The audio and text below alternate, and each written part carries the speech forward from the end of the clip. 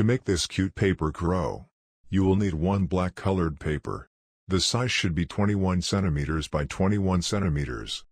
Let's get started.